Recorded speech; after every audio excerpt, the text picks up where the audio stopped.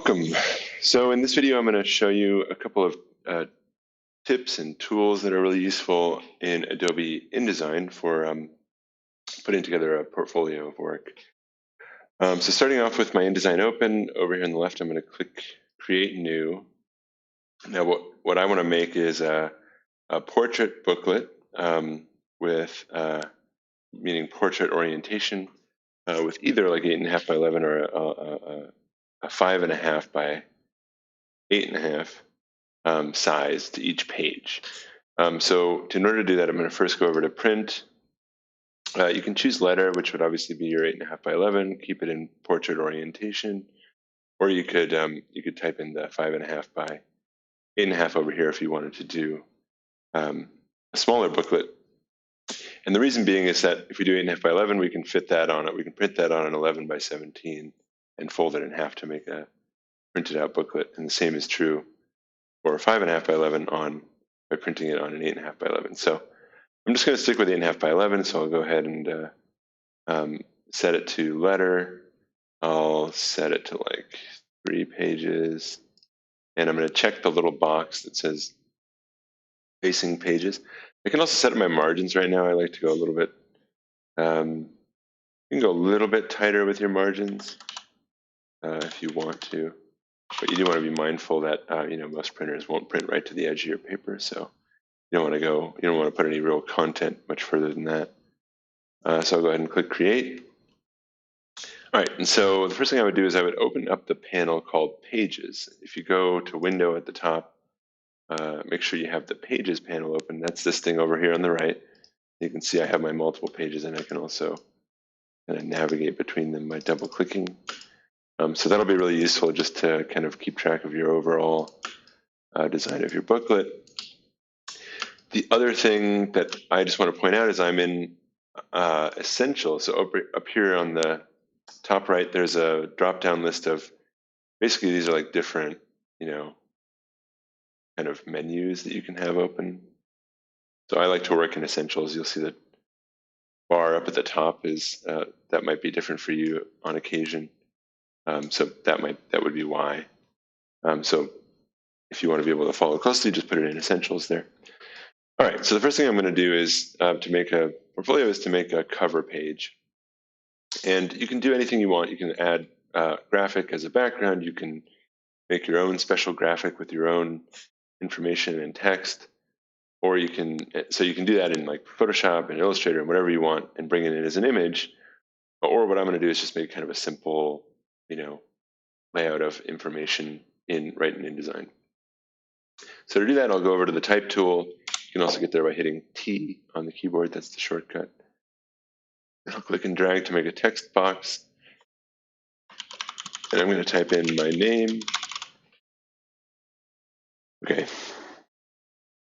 Now I want to show you guys a couple of different ways for editing text in InDesign that you'll find helpful through this. And first of all, I'm just going to change the font. That one's pretty easy, or the type, I should say. So double-click inside the text box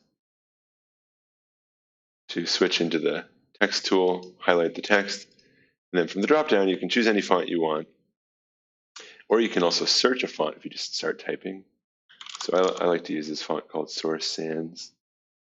And I'll go with, these are all the different fonts I have within that type, so I'm going to choose light for this one in particular. Now, you can see I've changed the font, and I still have a bunch of options up here at the top that I can play with. So I can make the font quite a lot larger. I can also change, actually not that. I can change the space between letters. This is what's called tracking, which I think is kind of nice sometimes for like titles and stuff, just to give it a little bit more lightness on the page. And I can also change like the justification. And one thing I also sometimes like to use is the justify full, which will spread your text across the whole text box. So as I readjust my text box, it'll move my text around like so. All right, so I'm going to do something like that. I also want to make more space between the lines there. I'm going to make the font bigger, actually, first of all. So you can also adjust the text just by selecting the text box and then going to the type tool. And without highlighting the actual text, I can make the letters bigger. I can make that. So this next box below it is to make the space between the lines bigger. I'll just keep going, even though it disappeared there. I'll switch back to the selection tool to get out of that. One quick trick that's really useful in InDesign, if you're doing text and stuff, is you can double click on the grips, like these little squares that allow you to resize. Just double click on one of them, and it'll automatically snap to whatever information is within that text box. So now I'm going to add another text box with a little more information, and I'll put in here academic portfolio, University of Arizona. All right, and again, I'll go to type. I'll search source. I'm going to do maybe like it's regular on this one. And I want to show you another really cool trick that you can do sometimes for like inverting text. That's just in a quick way. Mess with the tracking just a little bit on these real quick.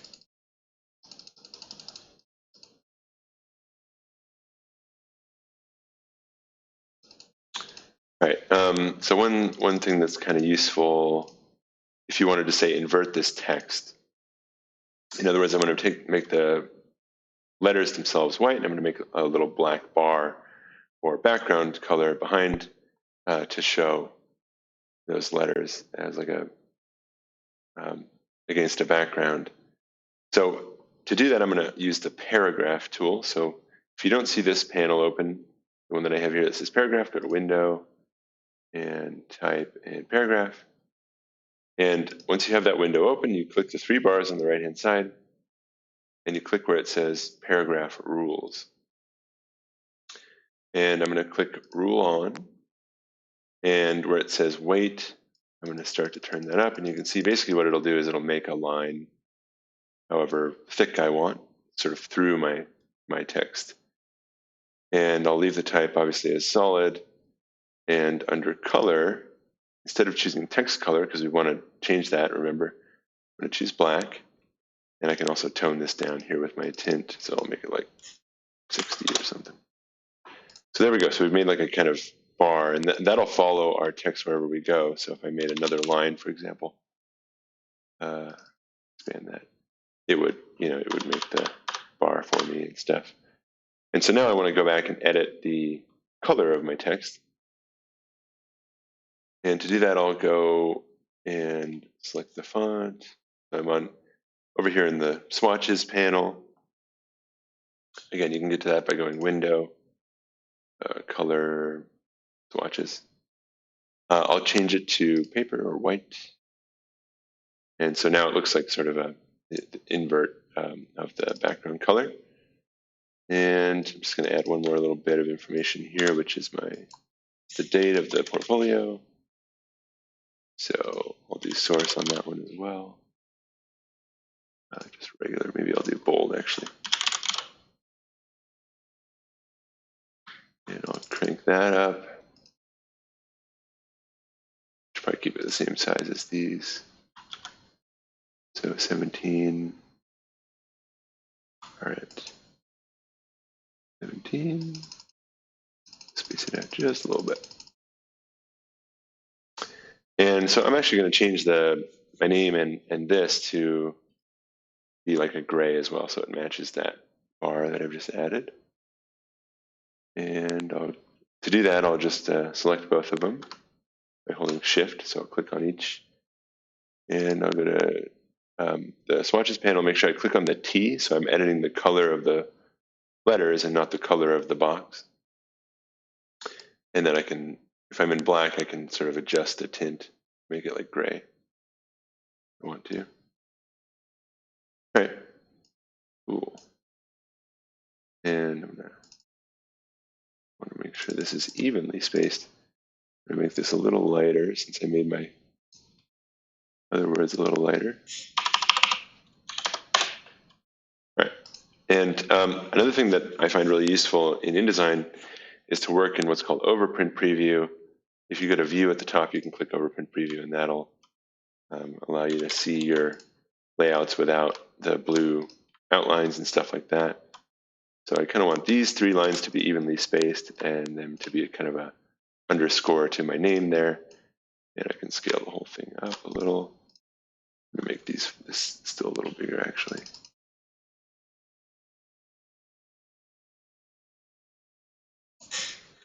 All right, that looks pretty good.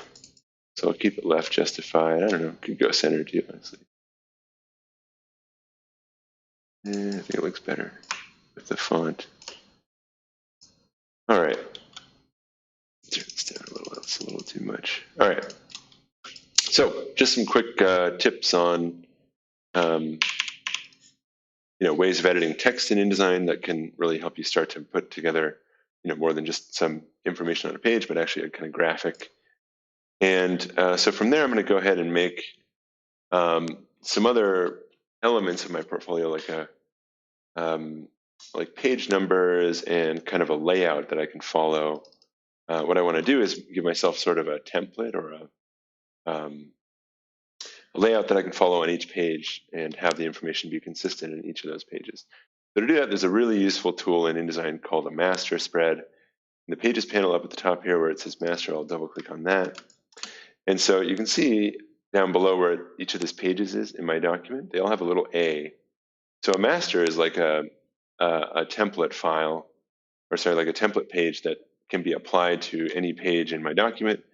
I can have multiple masters, and I can also have a none, so I can make make none of it apply to any one of my pages. So what I want to do first is add page numbers.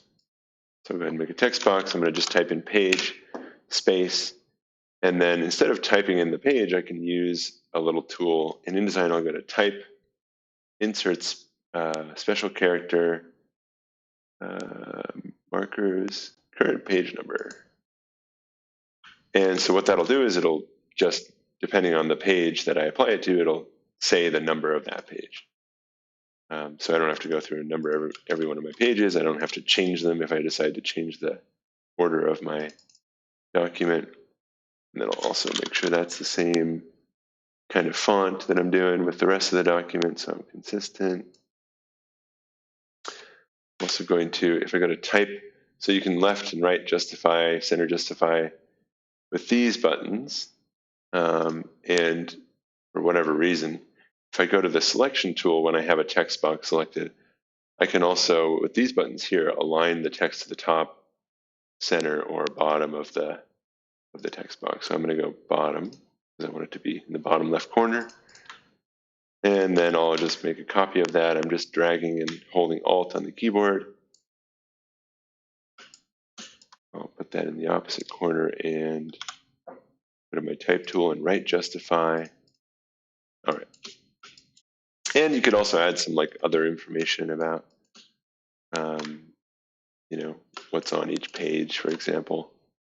I could even associate these with sections if I wanted to have different sections of my portfolio. Let's say I could have an academic and a professional subsection in my portfolio. I'm not going to do any of that, but I could just show you real quick. So I could type my name, and I'll top justify that. And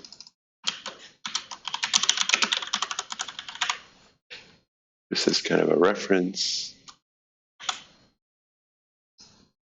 All right. So to get out of my master spread, I just double clicked on one of my pages. And as you can see this, so now this stuff is showing up on my pages, everywhere where I have the master spread applied.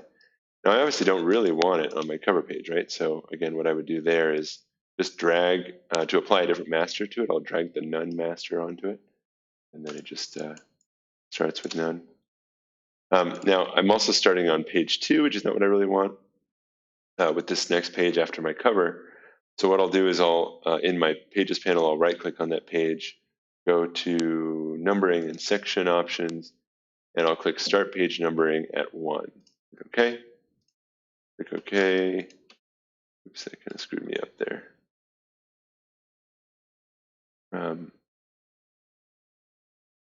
Let's see. I think what I need to do is in the top right here, I can go to the 3 bars and uncheck allow document pages to shuffle. And then I can put these pages back where I want them. So there we go. So now it's starting with 1 and 2, and they're organized as facing pages, which is what I want. All right, so let's say that, so this is the cover page of my document, right? So this is what I would see when the booklet is closed. Then I'm going to open the booklet, and inside of here, I'm going to see a full, I'll see these 2 pages side by side at the same time. So what I want to do is actually like leave one of these blank. You could, if you wanted to, you could add some, supplemental information. Let's say you want to put your email address in there so that a potential employer can easily reach you. So you could put like other kinds of information in there. You could put like a little graphic in there if you wanted to. I'm just going to leave it blank. I'm going to put my table of contents over here on the right-hand page. So with the table of contents, I'm going to start to establish kind of a graphic design format that I'll use across the whole document. Uncheck overprint preview so I can see what I'm doing. So I'll type in just like a title here. Again, I'm going to use a different font. I'll just do, I like the light one a lot. Let's go to much bigger. So let's imagine this is like what I want to use as a title for like when I have a new project, I want to call it out with a title at the beginning of that section in the portfolio.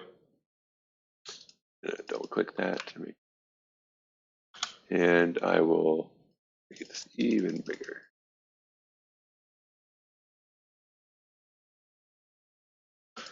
Okay, so let's say I want that to be kind of like the same style for all my titles throughout the whole document.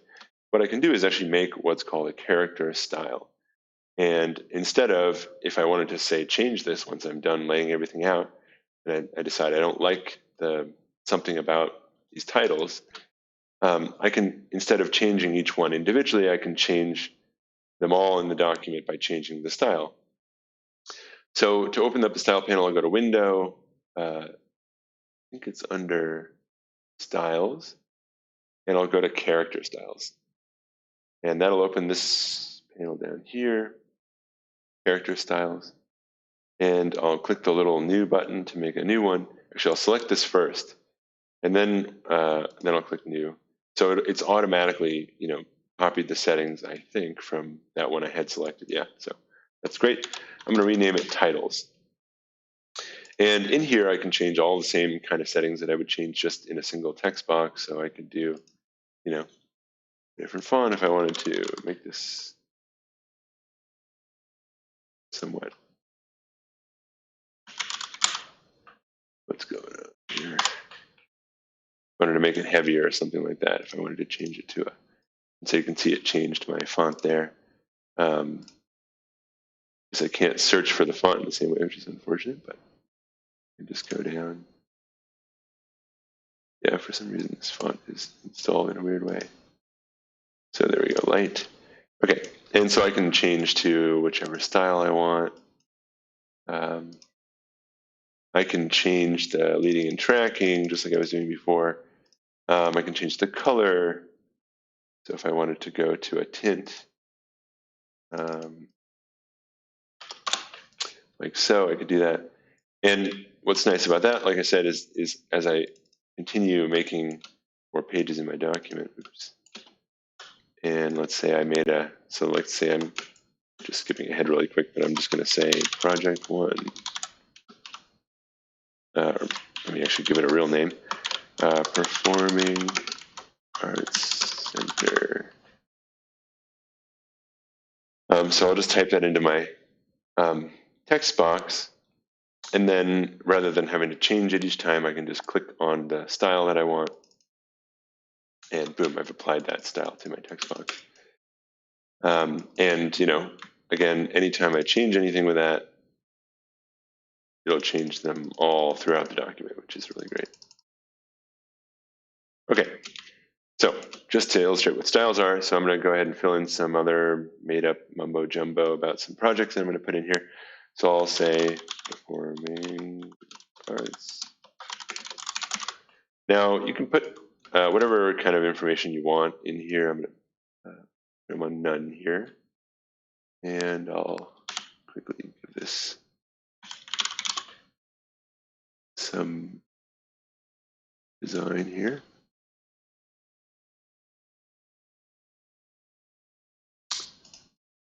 Okay. Oops, I didn't mean to do that. Yeah, so you can see what happened.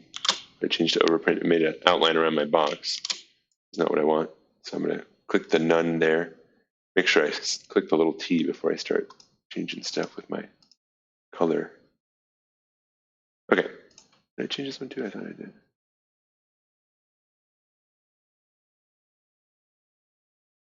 Oh, weird. All right. So I could say Performing Arts Center. I could give other information about it, like what year level it was, what studio it was. Like, let's say it was Urban Design Studio or something like that. All right. So, and I could even give this like a different style if I wanted to as well. So let me just expand this here so I can see better. So I'll call this and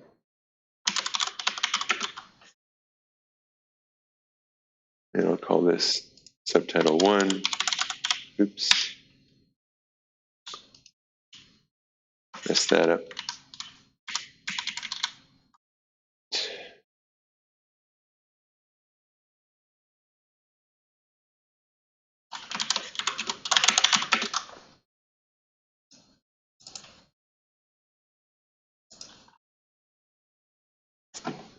So let's say we wanted this to be a little bigger or something.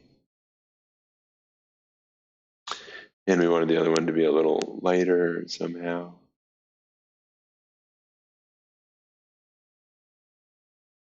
How is it possible? In the wrong one. Right.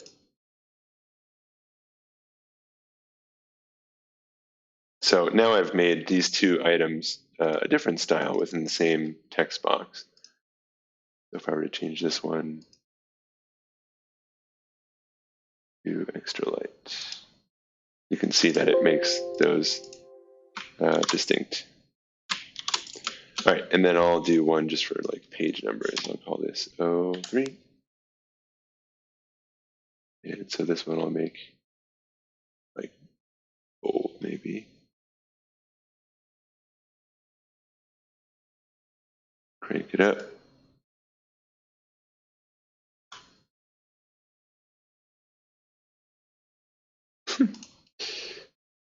Usually it's going to be, oh yeah, that's big, right? So again, I find it really useful to just toggle into overprint. See, I can see now that those aren't really nicely lined up. So I'll just center this, center this in the text box like that. And I'll give myself a little more space there. All right, and let me make a new character style for this. Call this my page numbers. All right.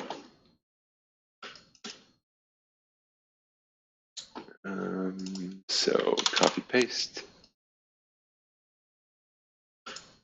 And let's say I have another project that's going to jump in at 5. I don't know, I won't bother to actually change it. But so let's say that's our kind of contents page. Now, moving on, so let's say I'm going to do like 2 different projects in the same portfolio. What I want to do is set up a format for myself that's, let's say, like kind of the title page of this project and follow that throughout the whole document, right? So that I have a consistent style and layout and everything like that. So I can do this kind of, let's say I want to copy like some of this subtitle style and just give some details about the project. So again, let's do like Urban Design Studio. All right, which reminds me I should show you guys how to do spell check before I forget. Let's give it a location. Any other information you want to give about it. Maybe a date or something, I don't know, whatever. So a little bit of detail. And then I'm also going to do a kind of text box that would, then be for like a project description. For now, what I'm going to do is go to, I don't want to write anything out, I'm going to type and hit fill with placeholder text, just so I can get a sense of what that'll look like. And it just fills it with random kind of Latin. And I'll make a new style for that as well. I'll call this my paragraph.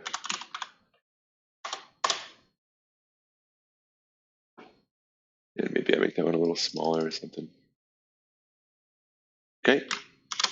So let's say that's the layout I want to use for the kind of title page of each of my projects.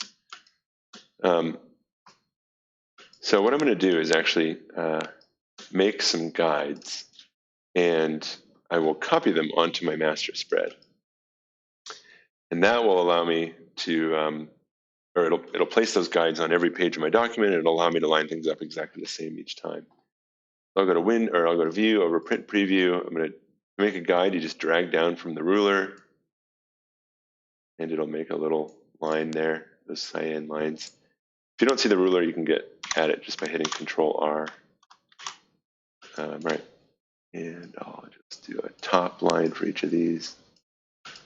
And this is where you can actually so let's say that's my layout for this page. Those are my title pages, right? Let's say I wanted to use a different layout, kind of like this 3/4 thing. And so I'm also keeping an eye on the ruler up at the top where my pages are ending up laying out. But I also want to kind of, tie it back to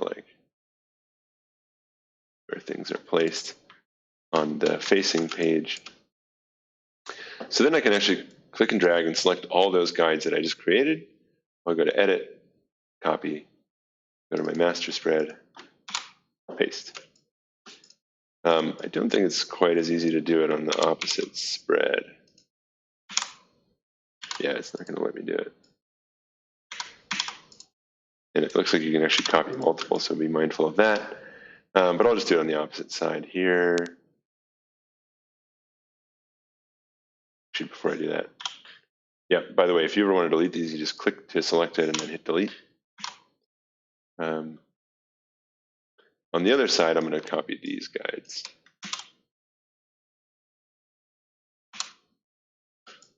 There we go. And so now that stuff should actually show up on each and every page. So you won't be able to delete it, by the way. But I could make another set of master spreads. So if I have, let's say I have a title page, some pages with information on them, I'll make a couple more pages. I'm making master spreads, that's not what I want. Right, so make sure I'm in the actual pages here. I'll make some new pages. All right, so let's say I wanted to have, this set of guides on this page. So I could make a copy of this master spread. I'll select both pages, right click, and hit duplicate. And then in my duplicate master, I'll delete those lines, and I'll make lines that kind of match up with the, hard to see here.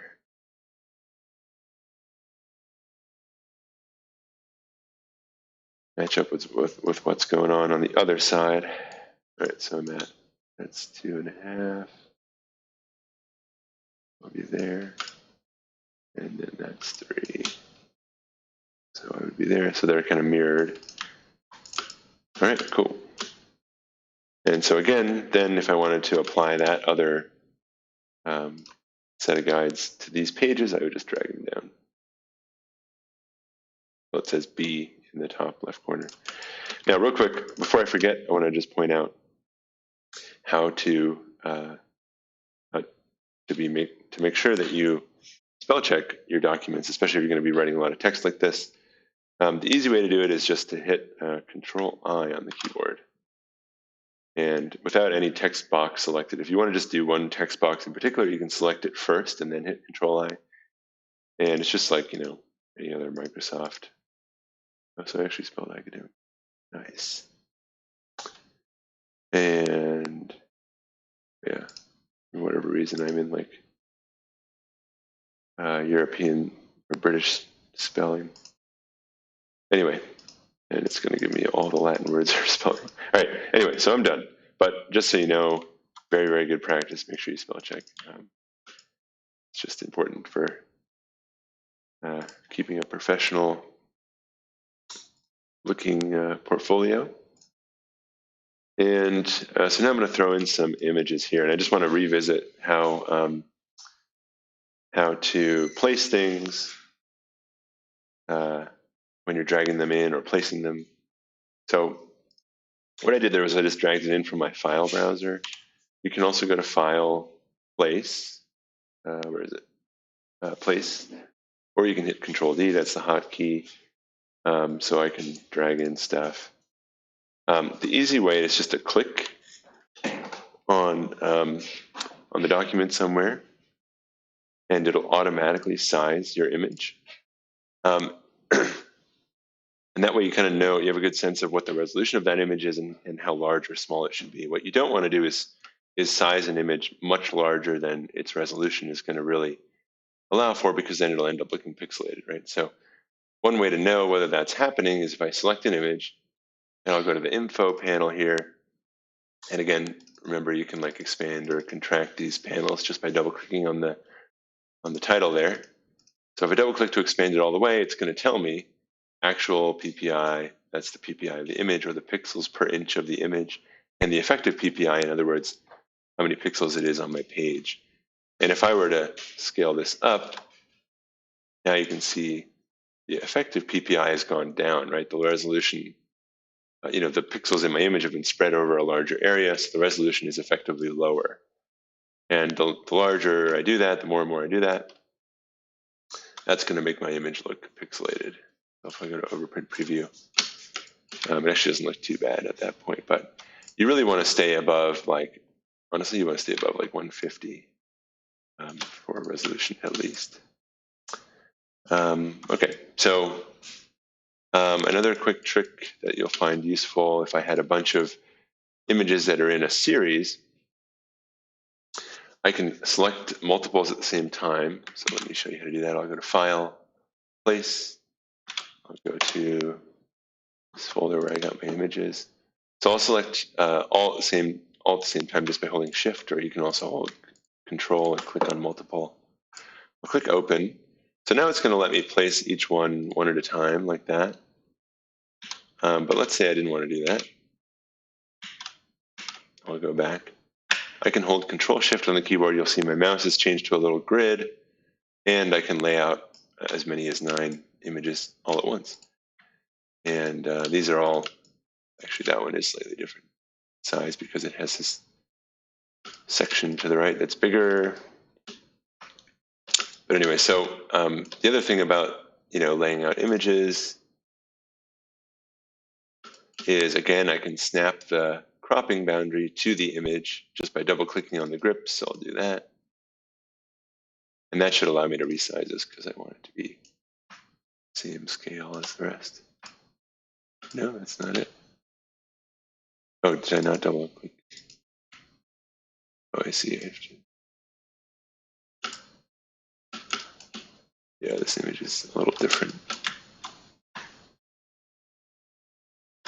And I'm just holding Control Shift to scale up both the image and the cropping boundary at the same time. So now all those images are kind of equal in size. I'm just going to crop this one real quick because then it's easier to show what I want to show.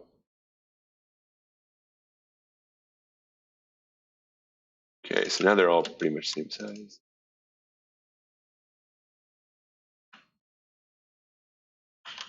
This is just a little diagram. And let's say now I have these all sized the same, but I moved them around because I had to resize that one. So one useful tool for laying out multiple images, getting them to line up properly without having to spend forever just like eyeballing stuff, is the Align tool. Again, it's under Window, I think Layout. Where's Layout?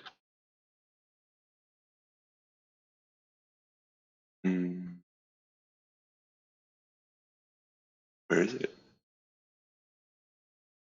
object and layout, oops, and align. And so there it is, it expanded it for me. So the align tool allows me to, do exactly that, like line things up to each other. I can also, down here where it says align to, I can say align to selection, I can say align to page, to spread, to margins. So if I wanted to center this image on my page, I would change that to align to page, center, center, and it would align it to my page. If I want to align them all to each other, I go to align to selection, and I can go center, align them all along the same row. I can also distribute them, so right now they're not evenly spaced out, as you can see. I'll move this in a little bit, and I'll hit distribute on vertical centers. There we go. So it moved the middle one, so it's right in the middle, and so on and so forth. So super useful tools for layout there. I'm just gonna do this one. I think I still didn't get this scaled right, but it doesn't matter. Okay, and what else? Oh yeah, so the other thing I just wanted to talk about is you can actually just place InDesign documents, Photoshop documents directly into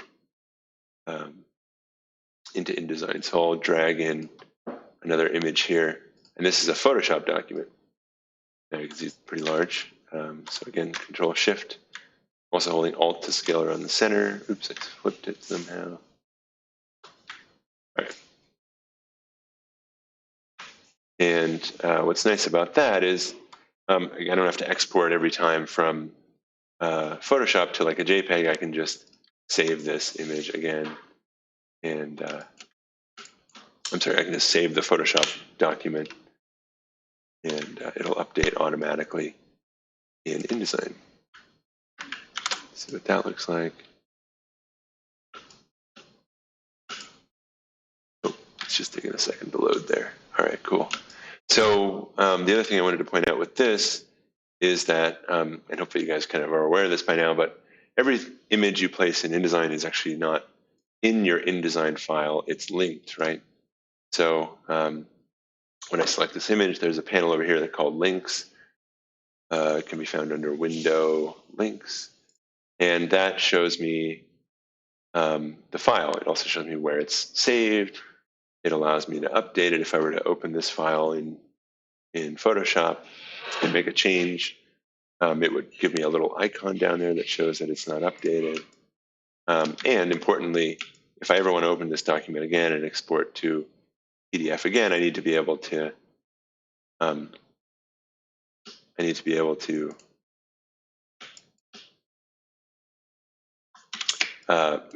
I need to keep my files in the same place so that InDesign knows where to find them when it opens that document, because they're just linked, they're not embedded. So just as an example, let's let's make this like a color or something.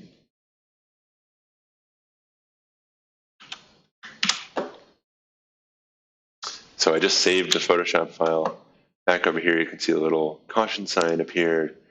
I can either click Update Link, relink to link it to a different file, or I can click Go to Link, which will actually open it in Photoshop. I'll click Update Link, and so that change is reflected. I don't actually want to do that, no. So I'm just going to close this without saving. All right, sorry, I should save now that I changed it. Okay, and again, I'll update the link. So easy to work back and forth between various Adobe softwares. All right, and the other thing that's nice about this is I can lay stuff out across pages like so. And that brings me to the final point, which would be how to print this thing and how to print it if you want to bind it a certain way. So if I was going to do what's called a saddle stitch, and I will just Google that real quick so you can see.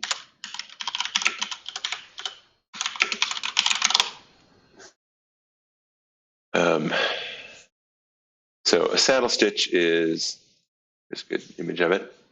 So let's say each side of this is like one of my 8.5 by 11s. And what I want to do is actually print both spreads on the same piece of paper and then fold it in half and bind the whole thing through the middle. And as you can probably tell, that means that I need to print my file into a into not only 11 by 17s, but also into a document, excuse me, where the page numbers are all kind of jumbled up, right? Because if I look at the back of this page, that would be 1, but the back of that would actually be 2. That'd be going from 1, 2, 3, and then all the way across, that's probably like page 7 or something, right? So anyway, so InDesign actually has a tool to sort this out for you, so you don't have to think about it. And let me just, okay, so if I go to File, I can go to File, Print. If you wanted to just save it digitally as a, let's cover that first, maybe as a PDF, I would actually go to File, Export. Let me go to my right folder here. And so you can choose between interactive and print. Because this document is probably going to be printed, you probably don't have like anything interactive in it. But if you wanted to, you could choose interactive, and then name it whatever you want. You want to be in this folder. All right. So I'll save it, and then it'll bring up this dialog box. And in here, let's say I wanted to print to full spreads instead of individual pages. I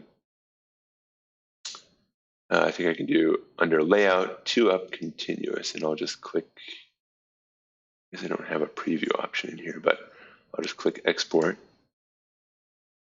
and we'll see what that looks like. Let's see, is it already done?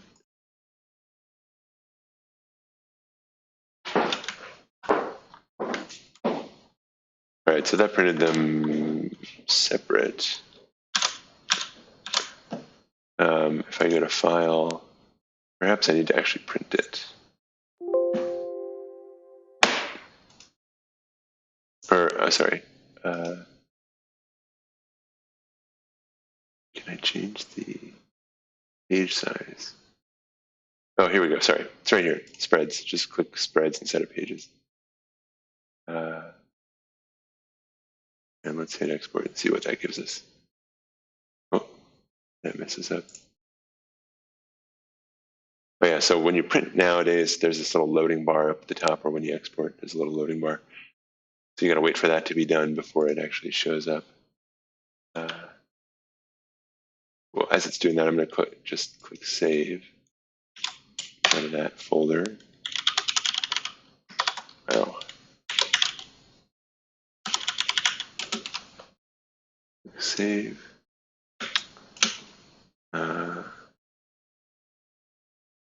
Failed. All right. I think it's because I didn't change the name.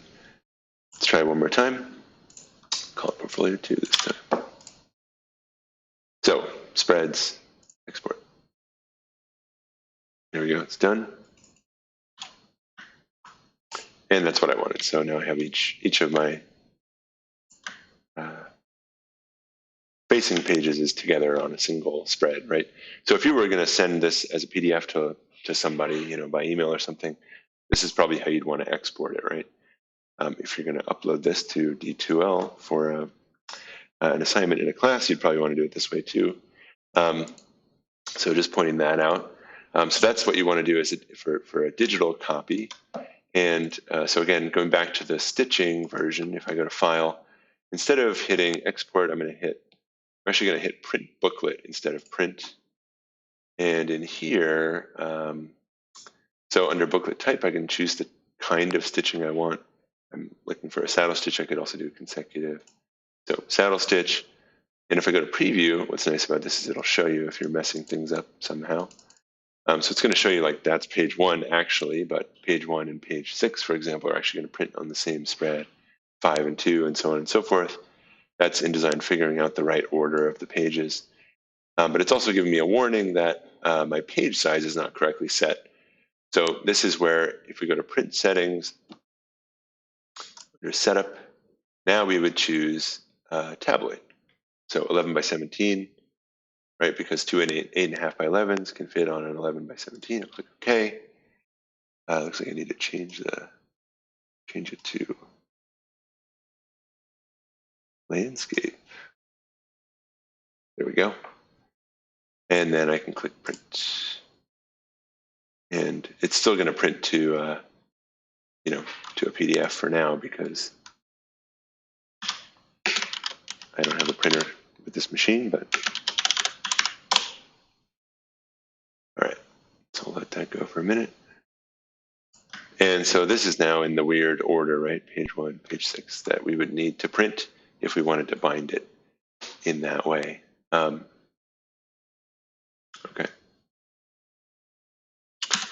Let me just, one last thing. So as I was mentioning before, you can only link, you can embed images in an InDesign document if you want to. I don't recommend it because, make your file huge and slow and all those things. But I do want to point out that if you ever wanted to, let's say, move this to a new computer and work on it there or something, a quick way to just save everything that you need to keep working on this whole document is to do something called packaging. So I'll go to File, and I'll go to Package. And what Package will do is it'll actually save, it'll make a little folder that has the InDesign file, all the linked images, all the fonts, like everything you need to continue working on this document on a totally different machine that doesn't have any of the same files and folders and stuff. So I'll just click Package there. I gotta save the document first. And it'll ask me where I want to go. Call this my package. And so over here,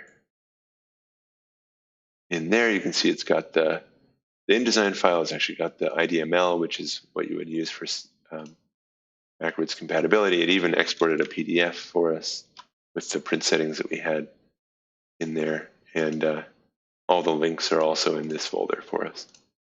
So that, I think, just about covers some of the more useful tools for making a portfolio in InDesign. Thanks a lot.